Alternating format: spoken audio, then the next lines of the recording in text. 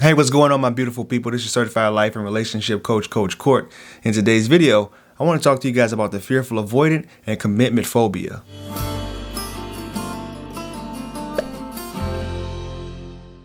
Thank you for sticking around. If this is your first time viewing me, do me a favor and subscribe to the channel by clicking that subscribe button and ringing that bell so you're notified for all the newest coaching content.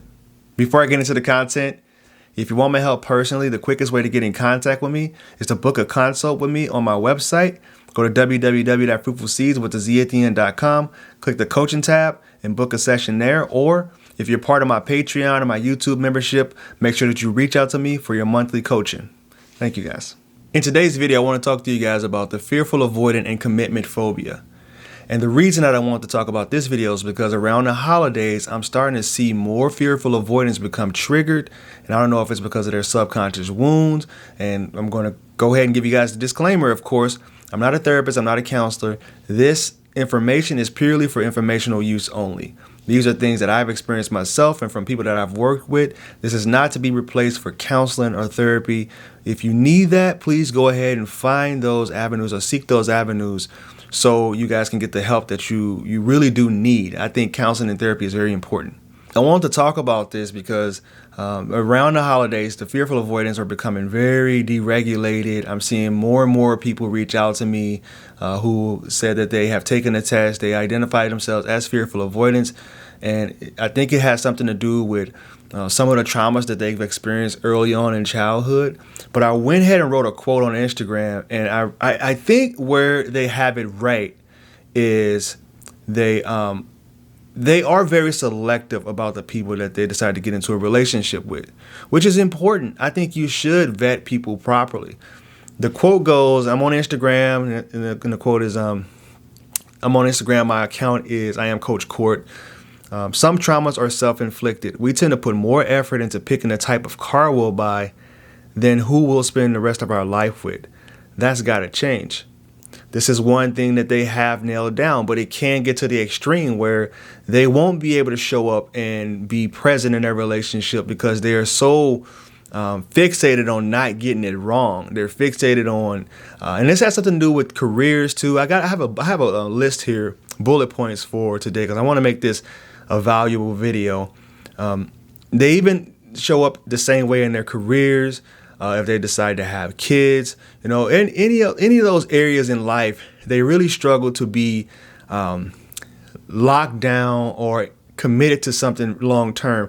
Now, this may not be for everyone, and I know you guys may be in the comment section, and if you guys agree with that, comment down below. You may be in the comment section disagreeing, but that's okay. From my experience, my perception, and the things that I've experienced as far as coaching and in my own personal life, what I see for the fearful avoidant people in like career paths is they choose jobs that are more flexible. It has a lot of variety. They may be, unconventional jobs that aren't like sit in your office or sit in a factory. Or the factory jobs could be temporary, but after a while they just feel like a caged animal and they need to get out.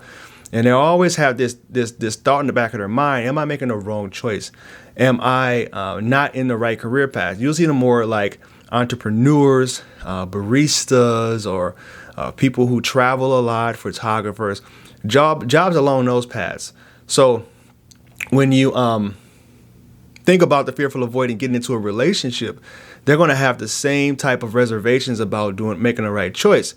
And this is all going back with their subconscious programming. During the developmental stages, they weren't shown consistency. They were probably in really toxic and unhealthy environments. Now, this isn't 100%.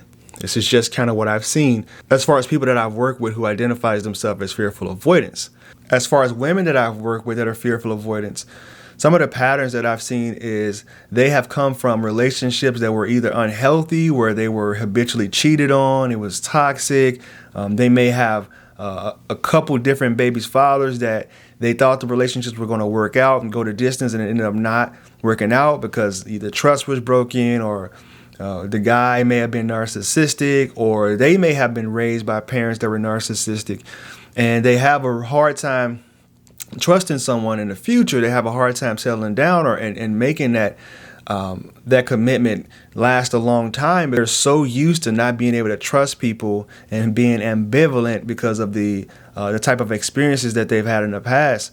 Now, what I usually try to tell them is to just give these people chances, follow the 90-day rule that I talk about a lot. Because what I see often is a lot of those people have identified themselves as being anxious, preoccupied in the past, where they really latch on to their guy and they really kind of engulf that person. But after a while, the relationship end up turning toxic. They end up getting pushed away, or they end up, kind of sabotaging the relationship. So moving forward, and I see this more around women that are, mid 30s, early 30s, or just pushing their 30s. They start to kind of get this feeling as if I'll never find that person that I can trust and I can fully be vulnerable with. So what happens is they end up not being able to be present.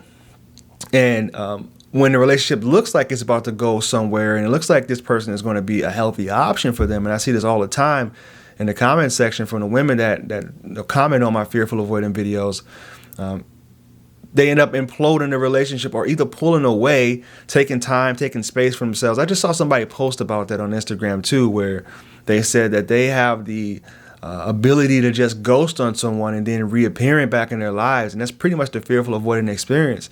Now, when it comes to the men, I see a lot of men struggle because they also had some trust issues, some violations in the past, or as a kid, they may have felt like they were emasculated by one of the parents around the house, or one of the other parents may have been not around, especially that guys that didn't have their father figure around, didn't have someone to show them, what healthy looked like around the house. That it wasn't really balanced out. Maybe a lot of different traumas. They may have been abused. Now, this is some of the patterns I've seen from the guys that show up as fearful avoidance.